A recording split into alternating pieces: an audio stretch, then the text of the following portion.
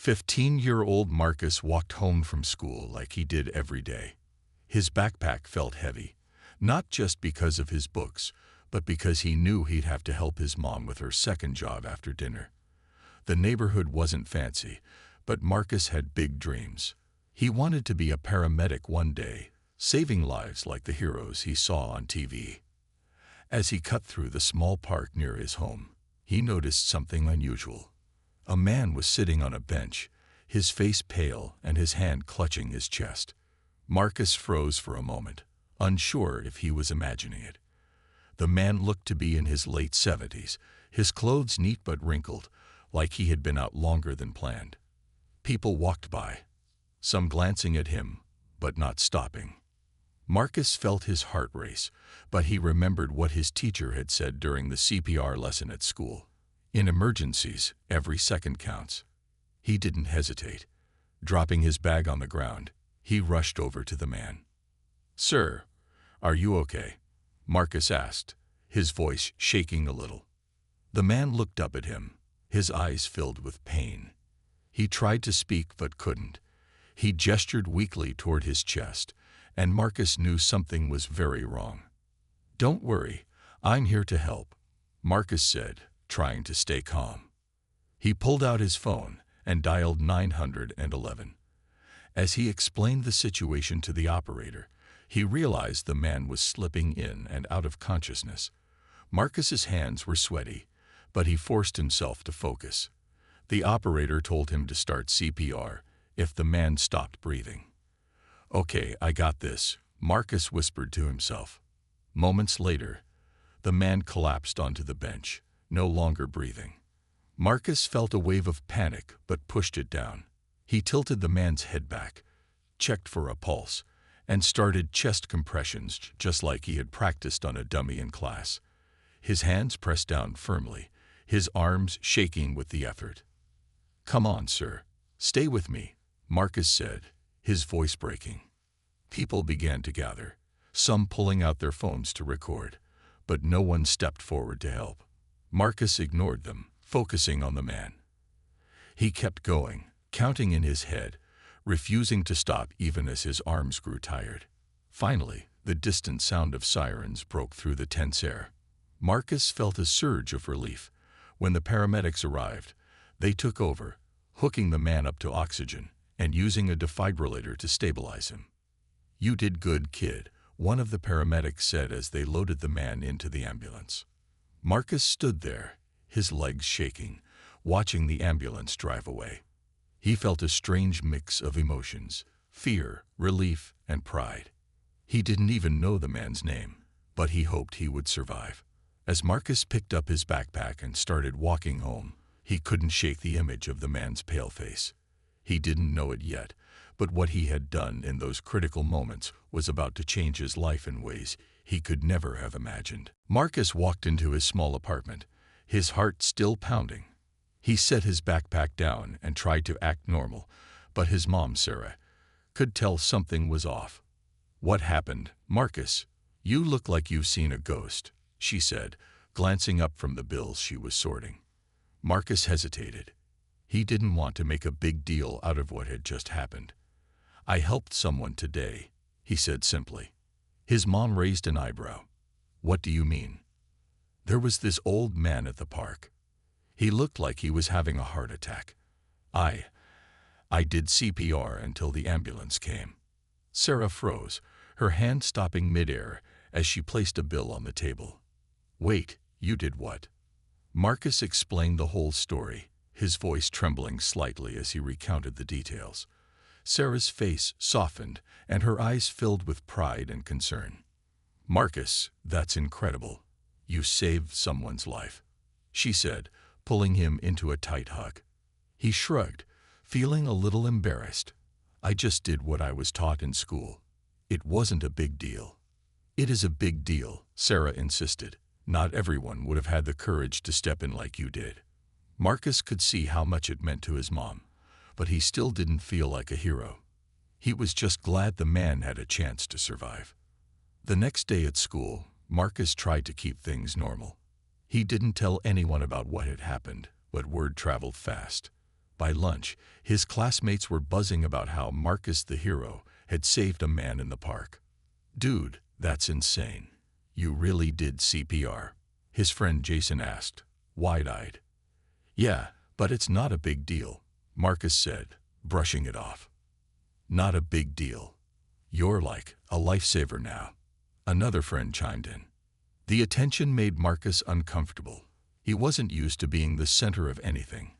He spent most of his time flying under the radar, focusing on his studies and helping his mom. Being called a hero felt strange. Meanwhile, across town, the man Marcus had saved, Mr. Henry, was recovering in the hospital. He was surrounded by his family, his son Thomas, his daughter-in-law, and 2 grandchildren. Though weak, Mr. Henry kept repeating one thing: "Find the boy who saved me." Thomas, a successful businessman, took his father's request seriously. He began asking around, determined to track down the young hero. Later that evening, as Marcus sat at the kitchen table doing his homework, a knock came at the door. Sarah opened it to find a man in a sharp suit standing there with a warm smile. Behind him, a sleek black car idled at the curb. "Is this the home of Marcus?" the man asked. Sarah nodded, confused. "Yes, it is. Who's asking?" "My name is Thomas," the man said. "Your son saved my father's life yesterday. We're here to thank him." Marcus looked up from his homework, his heart skipping a beat. He had no idea that his simple act of bravery would lead to this moment. Thomas stood in the doorway, his polished shoes shining under the dim hallway light. Sarah glanced back at Marcus, who was sitting frozen at the table. He didn't know what to say. Before he could respond, Thomas spoke again, his tone warm and full of gratitude. "I'm here because of you, Marcus. My father, Henry, is alive today because of what you did." Marcus slowly got up from his chair, unsure how to react. I'm glad he's okay," he stammered, rubbing the back of his neck. Thomas smiled, stepping inside when Sarah invited him. He pulled out his phone and showed a picture of Mr. Henry in a hospital bed, smiling weakly but alive. "He hasn't stopped talking about you. He said a young man like you came out of nowhere and saved his life. You gave us more time with him. And for that, my family will always be grateful." Sarah placed a hand on Marcus's shoulder, her eyes glistening. "My son just did what he thought was right," she said. "Maybe," Thomas replied, "but not everyone would have done what he did. Most people walk away. Marcus didn't." Marcus shifted awkwardly. The words were nice, but he wasn't used to being praised so much. "I just did what I learned in school," he said quietly. "That's what makes it special," Thomas said. "You were prepared, and you acted." Before leaving, Thomas handed Sarah a card with his contact information. "We'd love for you both to visit our home tomorrow. My father wants to thank Marcus personally, and we'd like to show our appreciation as well. Please, consider it." After Thomas left, Marcus sat back down, his mind spinning. "Mom, I don't think I should go. It feels weird," he said. Sarah leaned against the table, looking at her son with pride. "Marcus, you did something incredible. You may not want the attention, but this family wants to thank you. It's not every day someone gets to meet the person whose life they saved." Marcus thought about it for a long moment. He wasn't sure what to expect, but he finally nodded. "Okay, I'll go." The next day, Marcus and Sarah arrived at the address Thomas had given them. It was nothing like the small apartment they called home. The house was massive, with a long driveway, neatly trimmed hedges, and a fountain in the front yard. Marcus felt a little out of place as they walked to the door. Thomas greeted them warmly and led them inside. The house was just as impressive on the inside, with high ceilings, elegant furniture, and large windows that let in the sunlight. Marcus tried not to stare too much, but he couldn't help feeling like he had stepped into another world. When they reached the living room, Mr. Henry was sitting in a recliner, a blanket over his legs. He looked up and smiled as soon as he saw Marcus. "There he is," Mr. Henry said, his voice full of emotion. "My hero." Marcus blushed, But Mr. Henry wouldn't let him feel shy. "Thank you, son. Thank you for giving me another chance to be with my family." As they talked, Marcus began to relax. The gratitude in Mr. Henry's voice was genuine, and for the first time, Marcus started to feel proud of what he had done. Little did he know, this meeting was only the beginning of a life-changing journey. Marcus sat in the grand living room, feeling both nervous and amazed. He wasn't used to places like this, so clean and shiny, with everything looking like it belonged in a magazine. But Mr. Henry's warm smile helped put him at ease. The old man leaned forward slightly in his recliner, his frailty clear, but his gratitude stronger than any weakness. "Marcus, I owe you my life," Mr. Henry said, his voice steady despite his age. "If you hadn't stepped in when you did, I wouldn't be here with my family today." Marcus shifted in his seat, still not used to being called a hero. "I'm just glad I was there," he said, his voice quiet. Mr. Henry chuckled softly. "You're humble too. That's rare these days." Thomas, who was standing nearby, nodded in agreement. "We don't meet many young men like you, Marcus.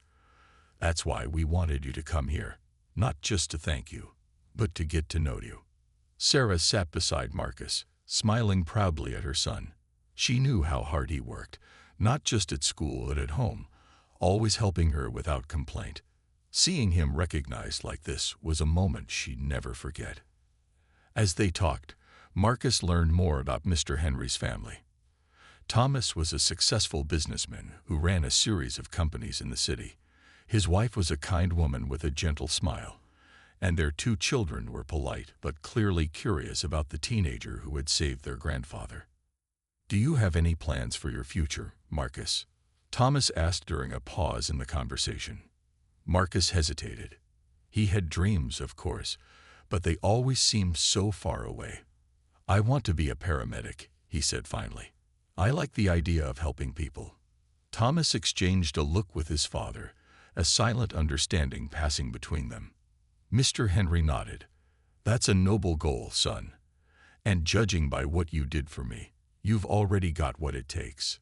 Before Marcus could respond, one of Thomas's children, a boy about 10 years old, asked, "How did you know what to do?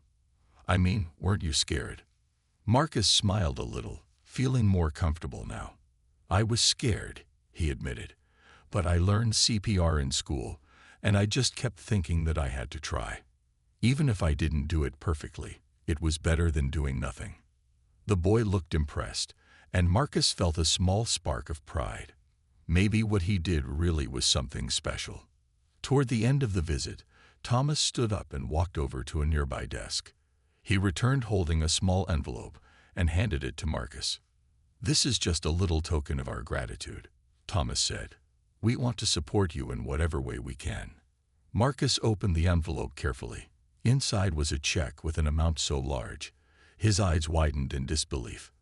I can't accept this," Marcus said, his voice shaking. "You can, and you will," Mr. Henry said firmly. "Consider it an investment in your future." Marcus looked at his mom, who nodded, her eyes shining with tears. This moment wasn't just about money. It was about hope and the possibilities that lay ahead. Marcus held the check in his hands, his mind spinning. He had never seen so much money in his life. For a moment, he couldn't believe it was real. He looked at Thomas, then at Mr. Henry, and finally at his mom. The weight of the moment sank in. It wasn't just about the money. It was about what it symbolized. A future he could now begin to imagine. "Thank you," Marcus said, his voice barely above a whisper. "This means so much. I don't even know what to say." Thomas smiled warmly. "You don't have to say anything, Marcus. Just use it to follow your dreams. You've already proven you have what it takes to make a difference." Sarah placed a hand on Marcus's shoulder. She could see how overwhelmed he felt, and she couldn't blame him. This unexpected kindness was more than they could have ever hoped for. As the visit came to an end, Mr. Henry reached out to shake Marcus's hand. His grip was weak, but his gratitude was strong. "Never stop being the person you are, Marcus," he said. The world needs more young men like you. Marcus nodded, his chest tight with emotion. I won't, he promised. When they got home, the reality of what had happened began to sink in. Sarah sat down at the kitchen table with Marcus, and they opened the envelope again to look at the check. It wasn't just money. It was a door to possibilities they hadn't dared to dream about. What are we going to do with it? Marcus asked, still in awe. Sarah smiled, her voice steady. This is for you, Marcus. For your education, your future. We'll figure it out together. The days that followed were a whirlwind. The story of Marcus's bravery spread, and soon people in the community began reaching out. His teachers praised him at school, and his classmates, who had never paid much attention to him before, now saw him in a different light. But Marcus stayed grounded. He still walked the same route to school, helped his mom with groceries, and studied hard for his exams. The check sat in a safe place, untouched, a reminder of what he was working toward. One afternoon, Marcus received a call from Thomas. Marcus, Thomas began, I have an idea I'd like to discuss with you. Are you free to meet this weekend? Curious, Marcus agreed. When the weekend arrived, he and Sarah met Thomas at a local cafe. Over coffee, Thomas explained his plan. I want to start a scholarship program in your name, Thomas said. You're an inspiration, Marcus. Your story shows what courage, kindness, and preparation can achieve. This scholarship could help other young people like you make a difference in the world. Marcus's eyes widened. In my name? He asked, stunned. Yes, Thomas replied. You showed us what one act of bravery can do. Imagine how many lives could change if more people were given the chance to step up like you did. The idea filled Marcus with pride and a sense of purpose he'd never felt before. This wasn't just about his future, it was about helping others. As he walked home with his mom that evening, Marcus couldn't stop smiling. His life had changed in ways he never expected, and he knew this was just the beginning. As the weeks passed, Marcus couldn't help but feel like he was living in a dream. The scholarship idea kept playing in his mind. He had always wanted to help people, but now it felt like he could do so much more. With the support of Mr. Henry and Thomas, his path forward was clearer than ever. The money they had given him had set things in motion, but it was the opportunity to inspire others that truly filled his heart with purpose. He worked hard every day, focusing on his studies with a new sense of determination. Every moment spent at school now felt like a step towards something bigger. His classmates, who had once ignored him, now asked him about his future plans and admired his courage. Marcus never expected any of this attention, but he was starting to realize that he could make a difference, not just in his own life, but in the lives of others. One afternoon, Marcus received a call from Thomas. He was excited but also a little nervous. What could Thomas want now? Marcus, Thomas's voice crackled over the phone. I've got great news. The scholarship program is moving forward faster than we expected. We're launching the application process next month, and we want you to be involved. You'll help us select the first round of recipients. Marcus couldn't believe it. He would actually be part of something so important. Me? He asked, his voice filled with disbelief. Yes, you, Thomas replied. You've earned it, and I think you'll do an incredible job. This is about giving other young people the chance to achieve their dreams, just like you're doing now. Marcus sat quietly for a moment, letting the words sink in. This was bigger than he ever imagined. Not only had he saved a life, but now he was in a position to change many more lives. It was overwhelming but exciting at the same time. When he told his mom about the call, Sarah's face lit up with pride. This is your chance, Marcus, she said. You've already done so much. Now you can help others achieve their dreams just like you are. The thought of it made Marcus feel stronger. He had always kept his head down, focused on doing his best, but now he realized that his actions could inspire others. He wasn't just a quiet student anymore. He was a young man with a purpose, someone who could make a real impact on the world. As the scholarship program began to take shape, Marcus started to get involved. He met with Thomas and the team, learning about the applications and the process of selecting recipients. He spent hours reviewing essays and personal stories, choosing the young people he believed had the potential to do great things. It wasn't an easy task, but Marcus was determined to make sure it was fair and that the right people were chosen. One evening, after a long day of reviewing applications, Marcus sat down at his desk and stared at the stack of papers in front of him. He couldn't help but feel a deep sense of pride in what he had helped create. This wasn't just about his own future anymore. It was about giving others the chance to rise up, just like he had. The next morning, Marcus got a call from Thomas. "Marcus," he said, "we've selected the first group of scholarship recipients, and I wanted to let you know, your story has inspired them. They all mentioned how much your actions meant to them, and how you've shown them that anything is possible." Marcus smiled, feeling a warmth spread through him. He hadn't realized how much of an impact he was having, not just in his own life, but in the lives of others too. His journey was only just beginning, but already he was helping others find their way, just as he had found his. A few months later, Marcus stood in front of a group of young people at the local community center. He had been asked to speak at the first scholarship award ceremony, and although he had never been one for public speaking, he knew this was important. As he looked out at the crowd of students, some excited and others nervous, he felt a mix of emotions. He remembered how he once felt like he didn't belong, like he didn't have much to offer. But now, standing before these bright young faces, he realized how far he had come. Taking a deep breath, Marcus stepped up to the podium. The microphone felt huge in his hand, but he tried to focus on the faces in front of him. He had something to share, something real, and that gave him the strength to speak. "Hi, everyone," Marcus began, his voice shaky at first, but growing stronger with each word. "I'm Marcus, and I'm here to tell you that you are all capable of more than you think." He paused, letting the words sink in. The room was silent, and he could feel the eyes of the students on him, waiting. He wasn't sure what to say next, but then he remembered something his mom always told him. "You don't need to be perfect. You just need to be real." "So, here's the thing," he continued, his voice becoming more confident. "I never planned on being here today. I was just a regular kid, trying to get through school, helping my mom. But one day, something happened that changed everything. I helped someone, Mr. Henry, and that single moment set everything in motion. It wasn't about being a hero. It was about doing the right thing, even when you're scared. And that's what I want to remind you all today." Marcus looked at the students, seeing some nodding, others deep in thought. He could tell they were listening.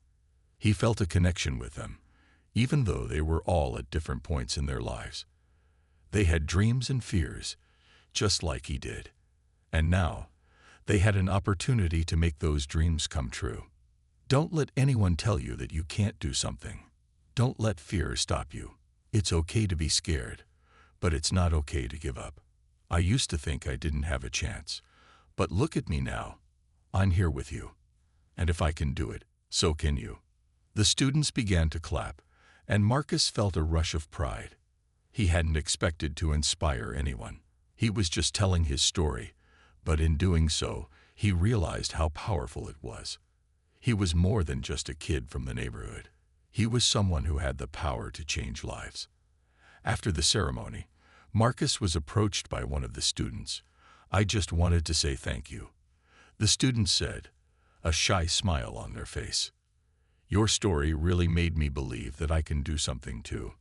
I've been thinking about dropping out, but now, I think I'm going to stick with it." Marcus smiled back, his heart swelling with gratitude. "You're welcome," he said. "Just remember, you've got this." As he left the event that day, Marcus felt like a different person, not because he was special, but because he had learned something important, that his actions had the power to inspire others. The path ahead wasn't always going to be easy, but he knew one thing for sure. He was ready to face it, And as he looked at the faces of the scholarship recipients, he knew that together, they could all make a difference in the world. Marcus's journey had just begun, but he was no longer just dreaming about a future. He was living it, one step at a time.